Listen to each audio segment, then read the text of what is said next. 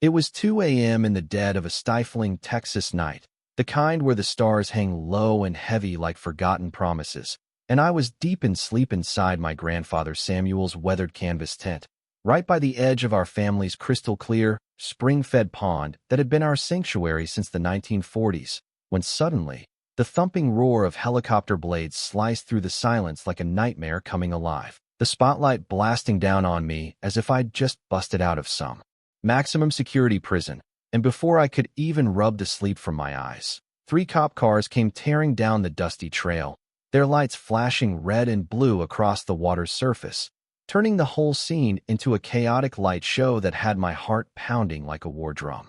I stumbled out in nothing but my shorts, hands raised high, blinking against that harsh beam that felt like it was piercing straight through my soul, the sharp tang of fear rising in my throat as the lead officer bellowed, "Sir, you're trespassing on private HOA grounds." And all I could manage, still groggy and disoriented, was, "Officer, this is my property. You've got the wrong spot. Check your maps." But there, lurking about 50 yards off in her pristine golf cart, was Victoria Hargrove, the iron-fisted president of the neighboring Riverside Meadows development, her camera phone held up like a weapon, capturing every humiliating second, her smug grin practically radiating in the dark as if she'd just won some twisted game.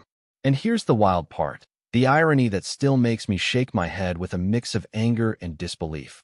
They had no clue that for the past 2 years, they'd been the ones invading my turf, stomping all over my family's legacy without a second thought. So tell me, what would you do if your so-called neighbors summoned a full SWAT team on you just for pitching a tent on land that's been yours for generations? Leave your wildest HOA horror stories in the comments, because I bet some of yours could outdo this madness. My name's Ethan. I'm 47, scraping by as an industrial electrician, pulling those grueling 60-hour shifts that leave your hands raw and your back aching like you've been hauling boulders, especially after my messy divorce drained me dry and left me scrambling to cover the steep taxes on the 40 acres I inherited from Samuel 8 months back, including that stunning 3-acre pond where the dawn mist drifts like a gentle veil, and the air carries the rich scent of pine and mesquite mingled with the distant lowing of cattle from nearby fields.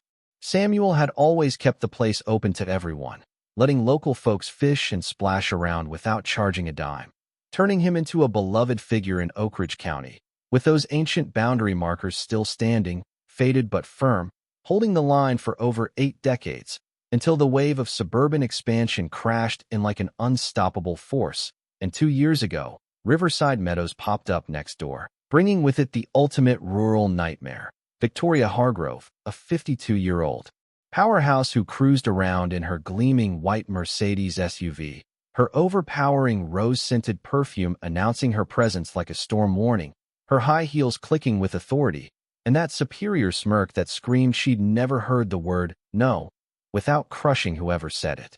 Victoria had a shady past on the city council, booted out amid whispers of fun mishandling that still buzzed around Elsie's cafe, and now she ruled her HOA like a personal empire. So after one brutal week at the plant, my fingers sliced from wires, my muscles screaming from confined spaces, I did what Samuel always did to shake off the weight of the world. I grabbed his old tent and headed to the pond for some solitude. That first evening magical with the fire crackling softly, my cheap coffee steaming in his battered tin mug, the water's soft ripples washing away months of stress, letting my thoughts flow free under the vast sky. But come morning, engines growled closer, dust swirling behind Victoria's SUV as she led a small posse of jittery board members, brandishing documents like they were holy writ. "This pond is now part of our community's amenities per our covenants, and you're in violation," she declared, her polished nails rapping the clipboard impatiently, reducing Samuel's cherished spot to some generic water element, like it was a mall decoration, and I rose slowly, mug in hand, the sun already warming the air, saying, "Ma'am, this has been ours since before your houses were even blueprints." But she shot back with talk of easements, shoving papers at me, her scent clashing with the dust, making my eyes sting, giving me until dusk to pack up or face the cops. Watching her strut back to that spotless vehicle, the grit settling on my tongue, I realized I'd been sloppy, never diving deep into Samuel's paperwork beyond signing inheritance forms and forking over taxes. That was mistake one, and underestimating a cornered woman with legal savvy and endless free time was mistake two. But Victoria had slipped up big by assuming I'd fold like everyone else she'd steamrolled. A week later, craving that peace again, I returned, only to find my gut twisting at the sight of an 8-foot metal fence barring the way, shining mockingly under the sun like a giant barrier to my heritage. Cameras glaring from new posts, signs blaring, Riverside Meadows property. Keep out, in screaming letters, the chain rattling as I tested the gate, the fresh concrete smell fueling my rage. These intruders had sealed off Samuel's pond while I slaved at work, claiming it as their own like modern-day land grabbers.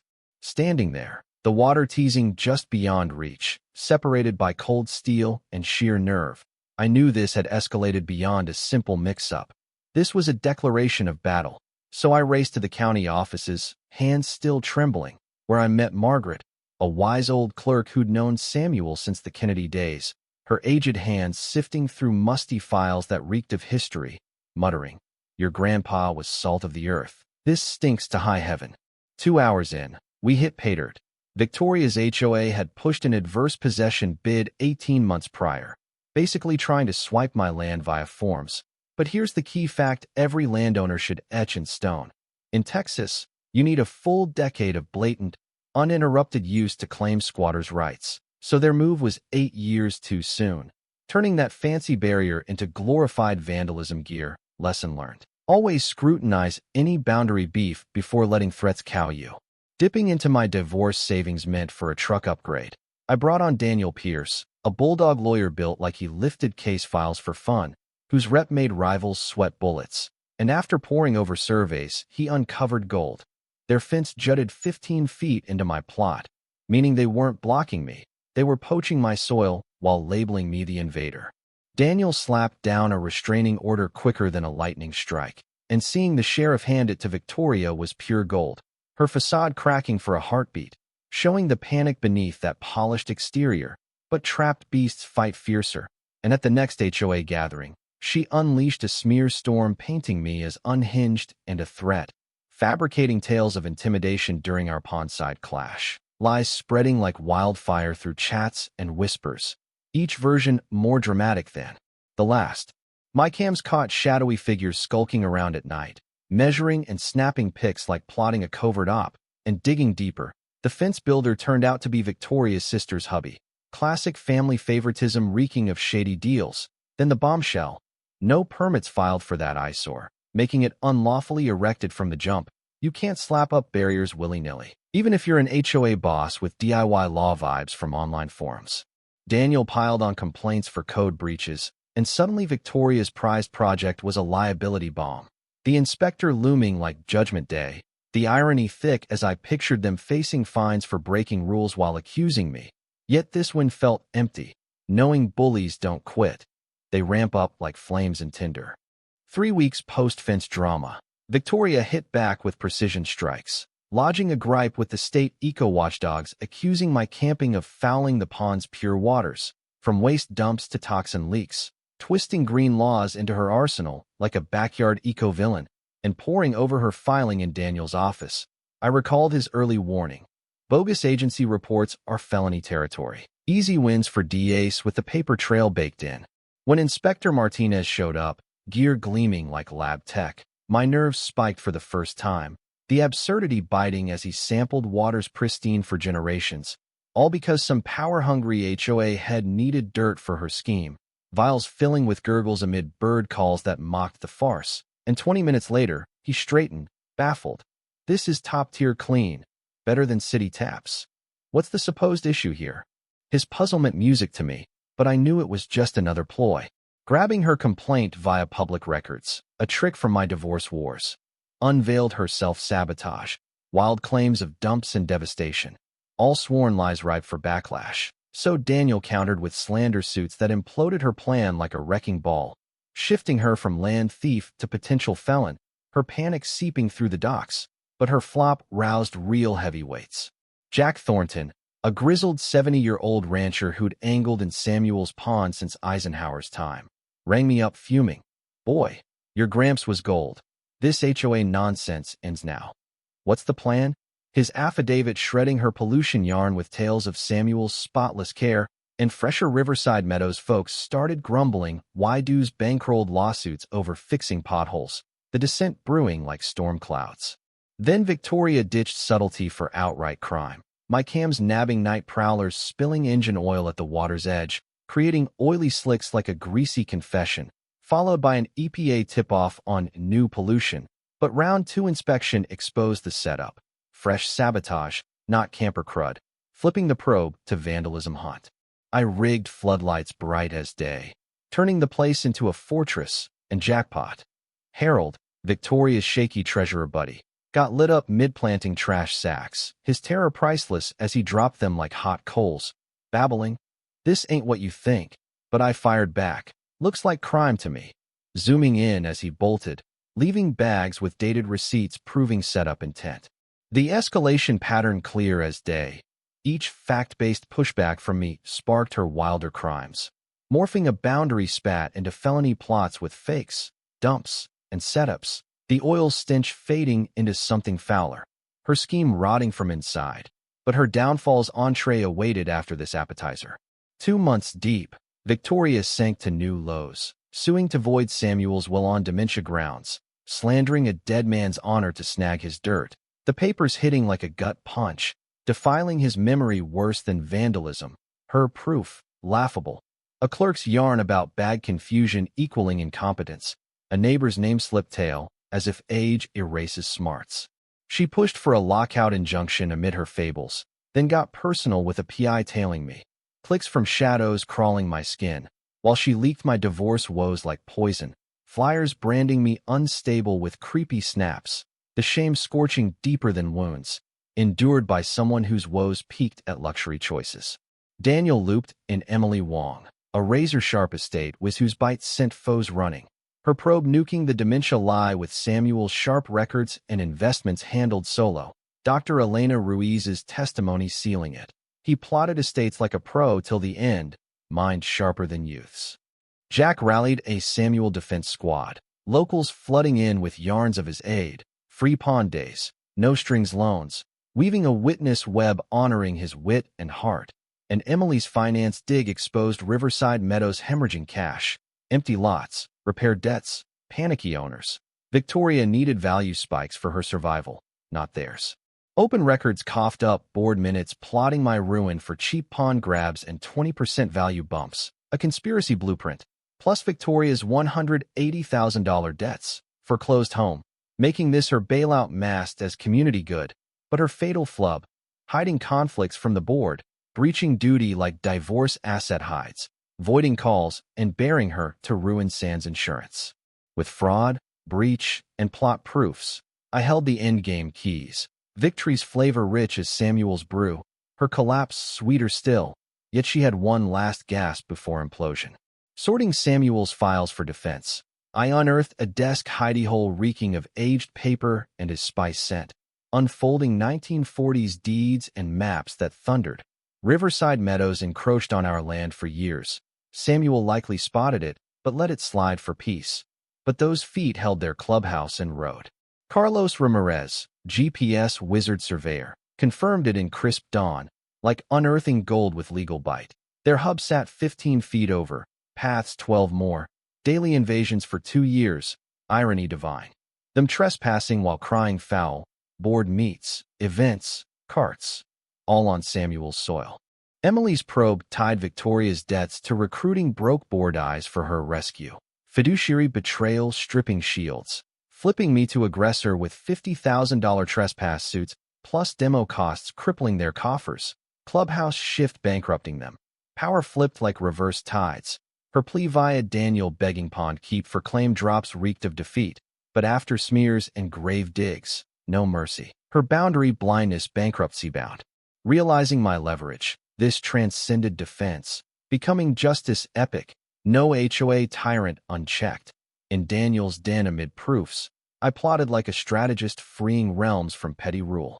Emily would crush will attacks with med ironclads, Carlos map invasions precisely, but Ace Laura, paralegal sleuth, traced funds like bloodhound, exposing dues as vendetta fuel, not protection, divorce taught right to accounting now lethal, Ms. Rep theft by deceit, felony grade, turning residents to victims. Jack networked old-timers, Dr. Ruiz torched incompetence yarns, neighbors hailed Samuel hero, Michael Hayes journalism scented scandal, press churning exposes on Victoria's ties like thrillers. Drones filmed clubhouse theft, time-lapse daily crimes, visuals damning, hashtag justice for Samuel blazed online, GoFundMe swelling, proving anti-tyrant sentiment. Weekends I camped boldly, smoke wafting their way, guitar strums scoring their dread, binocs catching their doubt. Laura nailed undisclosed conflicts voiding all, Texas law ruthless, counters for trespass, slander, harassment, fiduciary breach seeking punitives for malice, awards ballooning, as we aligned for assault. Victory electric, her fate sealed, surrender or spectacular fall. Victoria's depths plumbed with social smears, fake reviews painting me rogue, pings stressing like assaults, agency floods on fires, beasts, health. Each probe time suck, wage loss, bureaucratic torment. She faked a 911 threat call, medics finding her fine, story shifting, no proof, wasting resources, another lie logged, desperation breeding folly trails to jail. Upgraded cams caught all, dismissals building harassment case, Harold's $25,000 bribe bid recorded, his secret tap illegal too, dual felonies on tape. Fence cuts loose Jack's cows on their turf, invasion calls backfiring as sabotage, manure poetry with her scent. Staged damage pics to media fact-checked by Michael, interviews flipping narrative, her cred dust. HOA frivolous motion countered by Emily's evidential barrage, courts loathing such hypocrisy, her stance poison, tainting all. For months on, Victoria's sicked city pals on zoning, challenging AG status, banning camps, departments swarming with phantom violations, inspections on cabin, fires, water, all clean, each report ammo for us, officials' words court gold. Job attacks via letters branding me risky, but Boss Ray backed me, law shielding rights, adding liability. Riverside Meadows fractured, meeting exposing $75,000 fees for vendetta, residents rebelling, sales threats tanking values, she guarded. Depots exposed her land gambles needing my theft, no diligence, DA probing fakes, emergencies, bribes, conspiracy charges looming, cuffs clink her dirge. Insurer bailed on intentional crimes, no coverage for plots, board facing ruin sands her, settlement urged, but she clung, her finale epic in folly.